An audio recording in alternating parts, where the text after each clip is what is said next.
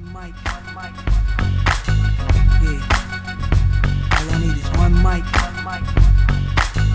Yeah. All I need is one mic. Hey everybody, welcome back to One Mic, where I watch shit so you don't have to. And today I'm here to talk about Season 5, Episodes 1 and 2 of Hulu's The Handmaid's Tale, entitled Company and Ballet, respectively. What I want to start with, and what I think is going to make up most of this episode, I'm sorry, not this episode, most of this video, is how much I love how well the ending of Episode 2 works. And I want to kind of explain it by starting with one of the things that, if you're a fan of this channel, you've been watching me for the better part of the last year or so, you know that I love when shows treat the audience with respect. You know, they don't hold your hand and walk you through things. They let you piece things together through subtext or reading between the lines or knowing the characters, whatever the case may be. I've always said I think Succession does this really well.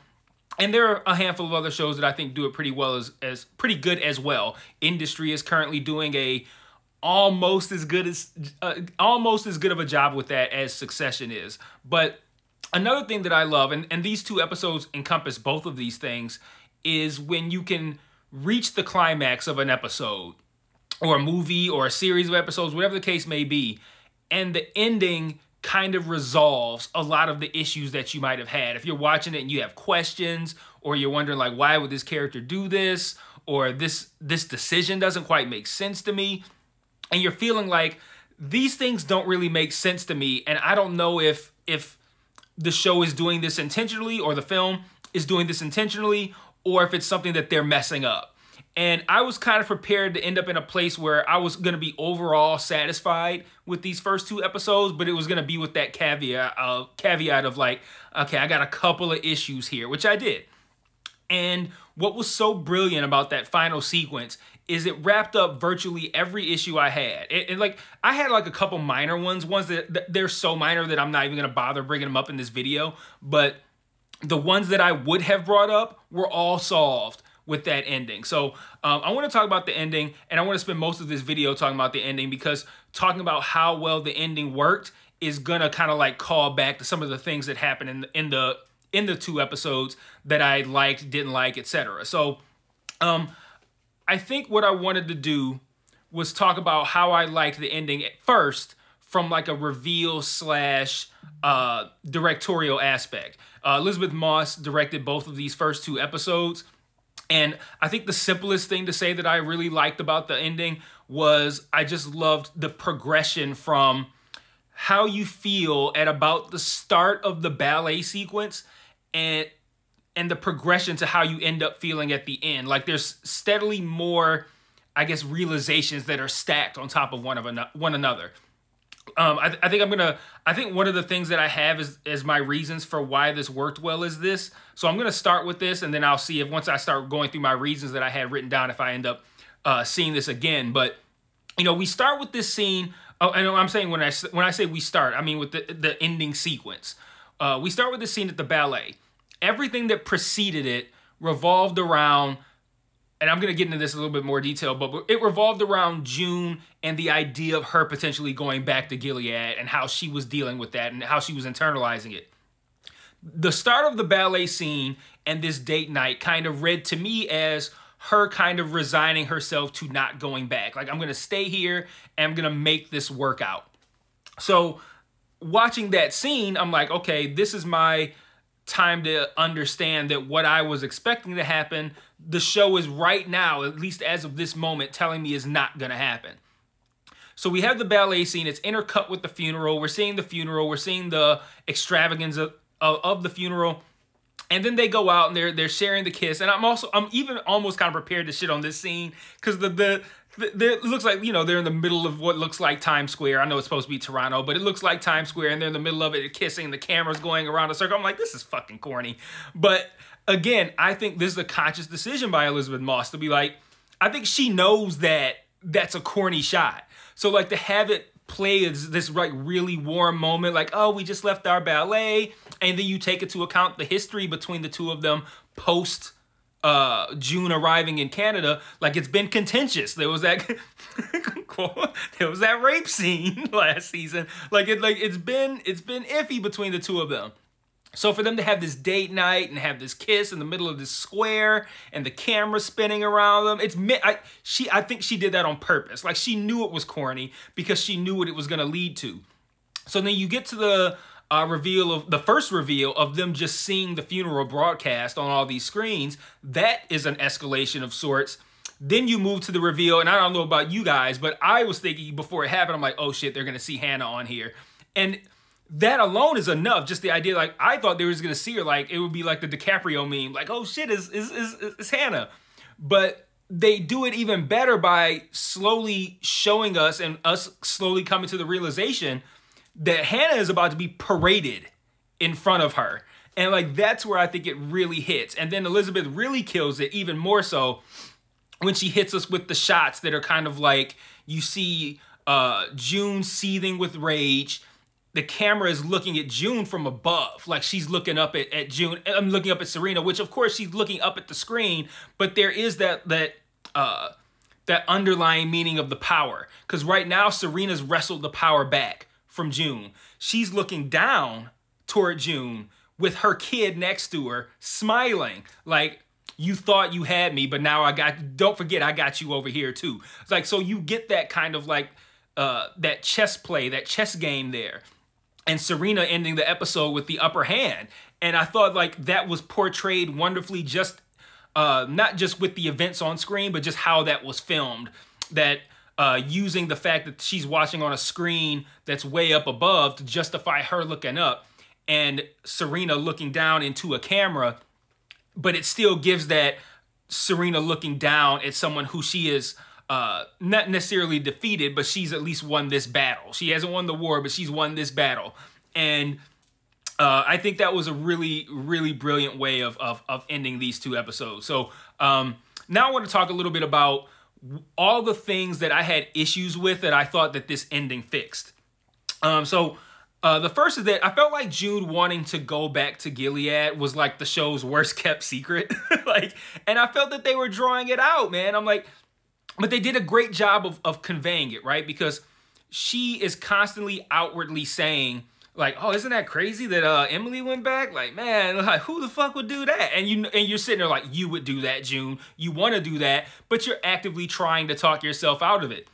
And then she's also taking steps to save herself from herself. She knows she wants to go back. She knows it's a bad decision. She knows it's an illogical decision.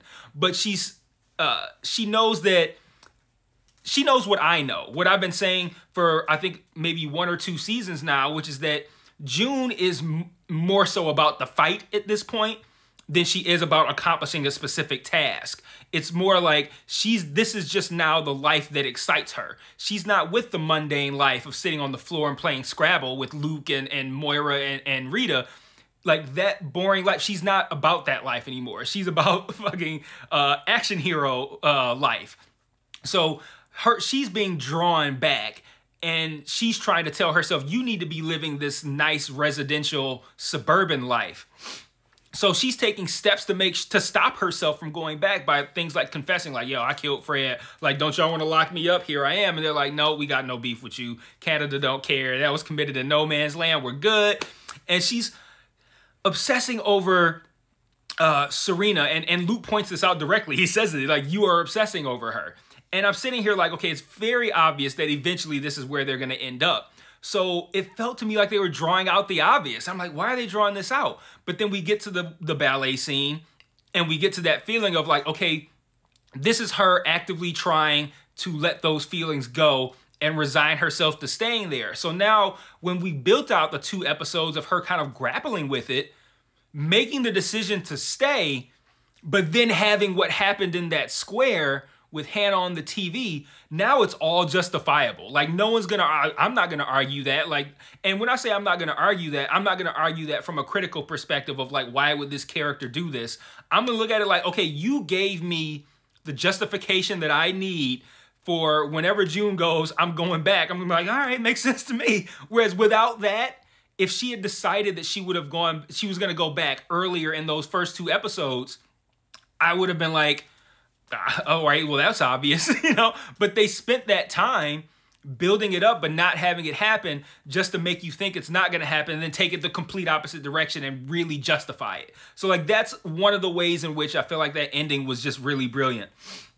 And then also you see this too in I think the best example of her, I think it's also the best and worst example. It's the best example for me to describe to you guys, but it's the most obvious heavy-handed example in the episode.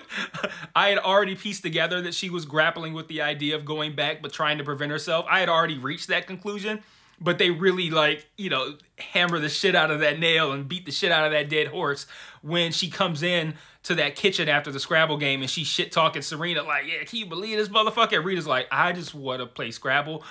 Like, I just came here to get some orange juice. Like, they're all trying to get past that, and they want to live normal lives. They're not obsessed with this like she is. And I just thought like that was such a good scene, and like to really understand just how badly she wants to go back, where she's trying to like pull other people in and they're just like, I'm not really into that anymore. I'm trying to get past that. I don't want to live in that. I don't want to dwell in that. I want to move on. And she refuses to move on. And then as a means of trying to suck them in even more, she does the remember when she slapped you line to Rita. Like, what a fucking dick move that was. So again, like, these are things that, like, they did such a good job of, I guess, manipulating me, honestly, which I'm always going to give props to anybody who manipulates me, because I do a great job of seeing through that kind of shit, even in real life and in television. I'm not easily manipulated, but they did a great job of toying with me here to where I'm overlooking the shit, just like overanalyzing the shit, like, this doesn't make sense. Oh, it's so obvious that she wants to go back. And they're like, yeah, but this was all part of their plan to make that final scene hit harder. So yeah, I did mention the thing about going to the ballet and how it felt like she was resigning herself to stay. Oh, another thing that I think that scene helped with was that I had issues with Serena's motivations as well. She seemed to me overly upset about Fred's death. Now, of course, you're going to go, well, that was her husband. Yes, that was her husband. Of course, she's going to be a level of upset. That was her husband. I mean, he's a piece of shit. I mean, he cut her finger off, but I mean, like, hey, you know, maybe, you know, there's still going to be that part of her that's like, I hate this guy, but at the end of the day, at one point I did love him and now I'm upset. So yeah, she's going to be upset. But she was a level of upset that just didn't make sense to me. I'm like, why is she this mad? And so then in my head, I rationalized it as like, it's less about Fred being dead and more about June being responsible for it.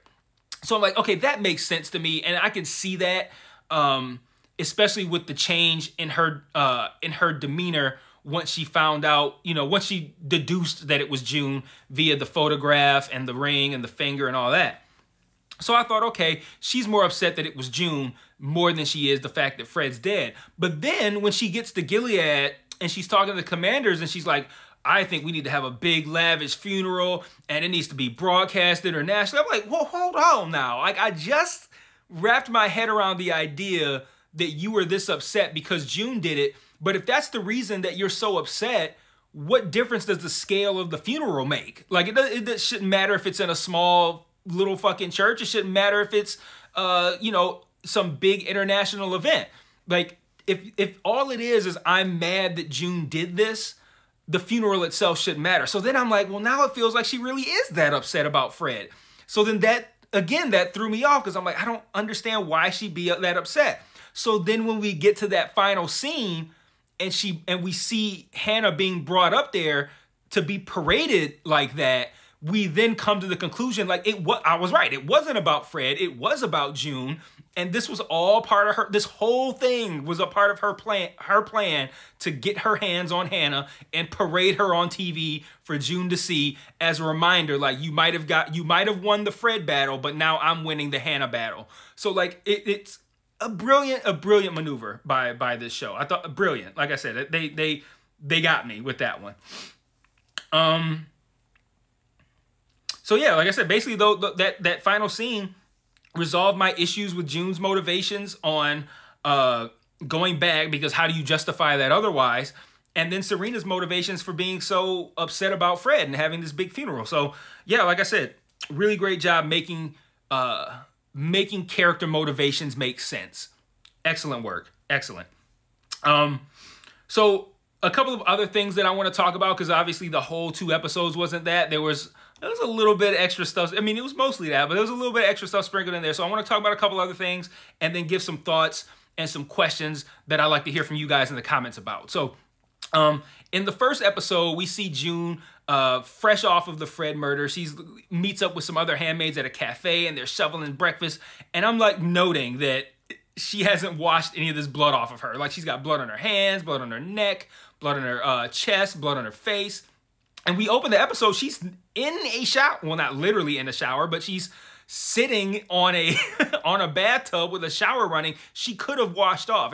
And that read to me as she doesn't want to wash off the blood because she's literally reveling in her accomplishment. Like, the blood is like a celebration. Like, this is her badge of honor for pulling off this goal of killing Fred. So it's like, you know, you wash it off and it kind of goes away, at least in a metaphorical sense. But for her, it's like, she's like, I want to live in this a little bit longer. Like, we see how happy she is throughout this sequence.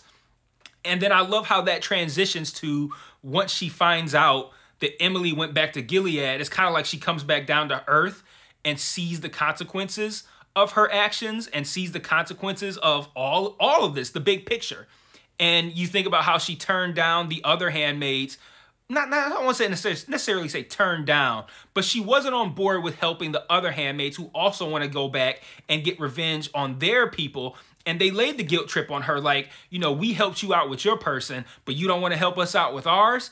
And now she didn't. But now that it's Emily who went back, now it's hitting closer to home, and now she has to deal with that guilt. And then that's when she washes the blood off. Because now it's like, okay, I'm like, now she sees the blood on her hands. And she's like, now I want to wash it off because now I don't feel like reveling in this anymore. Because now Emily is back over there and it's my fault. So like, again, brilliant visual representation of these feelings of guilt or feelings of reverie in, is reverie the right word?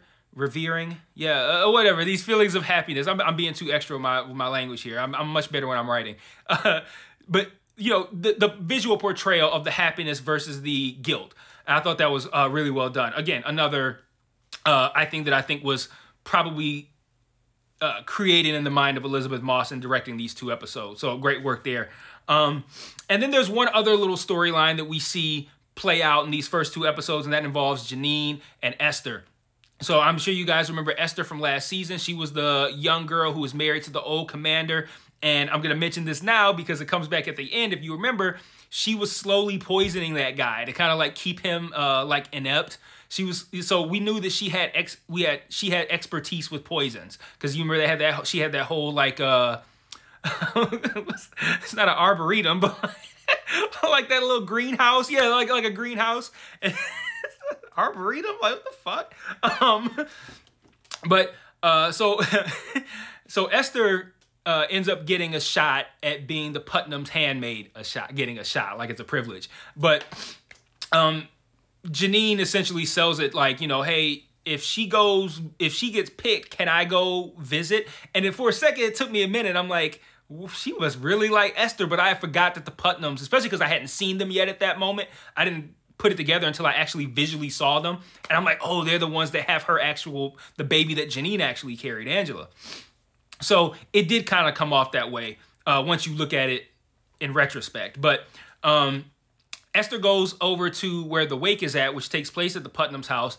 And she kind of essentially has almost like this tryout for being the handmaid, and the tryout is fucking absolutely disgusting. She's in there with Commander Putnam. He sends everyone else out, and he has this gross moment with these chocolates where he makes her eat it kind of like a child. He almost has like the train's coming in, choo choo choo kind of bullshit. Like she's literally like a 5-year-old. Like big pedo vibes in this whole scene. And again, I look at this from the perspective of, again, with Elizabeth Moss directing it and knowing who Elizabeth Moss is as a person. I know she has you know, she's very big on women's rights and things like that. And of course you would be, if you're on this kind of show, you better be big on women's rights. And the idea of Commander Putnam, because you remember this whole Gilead thing, they frame it around religion, right? But it's really about the subjugation of women. And the pedo vibe that you get from here, I'm sure is very purposeful in I mean, because we have a long history of men of the church using religion to justify sex with kids. Like you think about, you saw it if you watched Under the Banner of Heaven. You see it in the Mormon religion big time. The Mormon religion as a whole, maybe not as a whole, but at least the fundamentalist extremist version of it that we see on Under the Banner of Heaven, like all of that was formed to justify having multiple wives and some or all of those wives being underage. It just a justification for fucking kids and and being able to fuck as many women as you want. And then, of course, if you turn on CNN at any given time, you're going to see plenty of evidence, if they're talking about the Catholic Church, of them having situations with kids as well. So if you're Elizabeth Moss and you're the director and you want to portray that flaw in this specific religion that's in Gilead, that's sparking everything that they're doing there, it does help to have this scene of Commander Putnam doing that to really have that hit home for your audience and for them to understand there is a level of not just the subjugation of women here, but there is the guy that was married to Esther, that he wasn't like a lone wolf here. He wasn't that bad apple that they talk about. It's not just him. It's Commander Putnam too. So like there's a lot being said aside from just the grossness of that scene itself. There's a lot being said about religion in that scene, I believe, at least, again, trying to put myself in the Elizabeth Moss shoes, which is a stretch, obviously, but I think there's a lot to be said about religion in that scene, and I think there's a lot to be said about the nature of the commanders in Gilead as well via that scene. But Janine tells her that getting pregnant will keep her safe, and Esther kind of puts together with, Janine's kid being there, that really it was never about her being Esther. It was about Janine wanting to see her kid, and she accuses her of being selfish, that she hates her, all this kind of stuff. And at the beginning of this scene, I even kind of felt like, I wonder if Esther's going to kill herself, but I didn't think it was going to be in that scene. So when the poison starts to hit, like at Joffrey's wedding, you piece together like, oh wait, yeah, she had the poison with the with her husband from before, so we know she knows how to work with poisons, and all of that makes sense. It tracks. So again, great job by this show to have a scene that hits hard because you set it up right and everything tracks. You can't really poke holes in it, and it makes sense given these characters and their path. Now, I hope these characters are dead, and it's not out of shade for Janine. It's just for the fact that, or Esther, it's just for the fact that that scene was great, and everything that they built up, even though we didn't see those two that much in this episode, that scene hits because of things that, like I said, I'm citing stuff from season 4 for why that scene works. So I would hate for them to not have killed both of those characters, because then that kind of sucks the impact of that scene out a little bit. You look at that scene in retrospect, if those characters aren't both dead, and you go, ah, man, that was a great scene, until you realize they were just fucking with you. So I hope they're actually dead, just because I want that scene to be as heavy as it felt. I want it to stay that way and not be lessened in the future. But great scene there. So I'm going to wrap up with a couple of quick thoughts, just comments that I had, questions that I have for you guys, as in like, what do you think about this? And that'll be it. And I'll see you guys for next week for episode 3. So the first thing is we meet Nick's wife in this episode. Her name's Rose. We see her with a cane. The cane seems to, I think she had like a ribbon tied to it or something that matched her clothes, or maybe she had a ribbon coming off her shirt. I don't know, but I thought it was interesting, the idea that she might color coordinate her cane with her outfit. But I'm wondering if the cane is going to be used, and we see her like, she's sitting down, able-bodied, and young Nick comes in there, and the woman with the cane hops up and walks over to the stove to get him some coffee. And it's like, they're already showing her as very kind, very understanding, very accepting. They're giving her this cane, and all of this makes me think that they're building up this character to be super sympathetic when they kill her as a punishment for Nick. So like, I don't know if that's if you guys think that's what's gonna happen, and I don't have any reason to think that. But it's like, I'm always trying to think about why make this decision, right?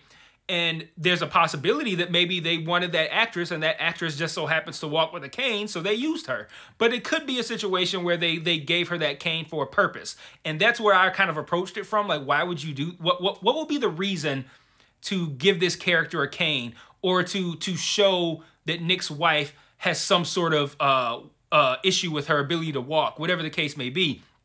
And it only thought, my immediate thought was that it was done to make her more sympathetic if they are somehow use her to punish Nick if it comes out that Nick was involved in helping June. But that could be me predicting some shit that happens in episode 9. So who the fuck knows? I'm interested to see what they have in mind for Emily and Gilead. I don't know how that's going to play out. I don't really have a guess, but I mean, I'm interested for sure, especially with the stuff that they did with Emily and making her progressively more hardcore last season. So I'm in on that. I liked how when they showed Fred's body on the table at the morgue, it looked like the women had literally taken a pound of flesh from him. And if you know the phrase of surrounding a pound of flesh, nice touch. That was a nice touch. I thought it was funny when June buried the gun that she got at the beginning of episode 4 in the snow. I'll put in my notes like, yeah, we'll see that again on the next hot day.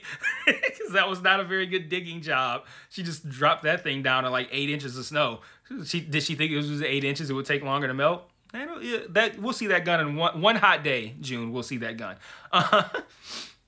Do you think that Serena suspects Nick and Commander Lawrence of being involved with helping June?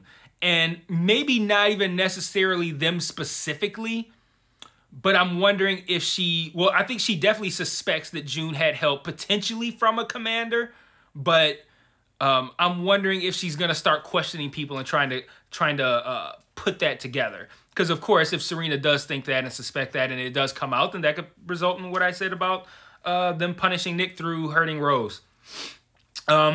Mark offering Nick the chance to see Nicole if he helps America, that's going to backfire, for sure.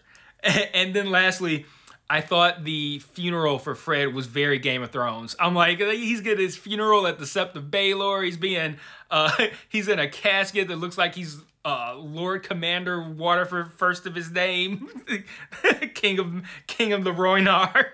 But very lavish funeral for Fred. And yeah, so that's all I've got. Let me know what you guys thought in the comments. Great first 2 episodes. I look forward to episode 3 and the rest of the season. I will see you guys next week for episode 3. Also, real quick before I wrap up, remember, shout out to my patrons. My only 2 so far, Delvin Cox and Brett Factual. Check out the Patreon link in the description. If you're interested in joining the Patreon, lots of cool features and offers there. So check that out. If you want the details, there's a video called Major Announcement on the channel that gives all the details. Of course, the details are also on the Patreon page. And for real this time, I will see you guys next week for episode 3. Peace.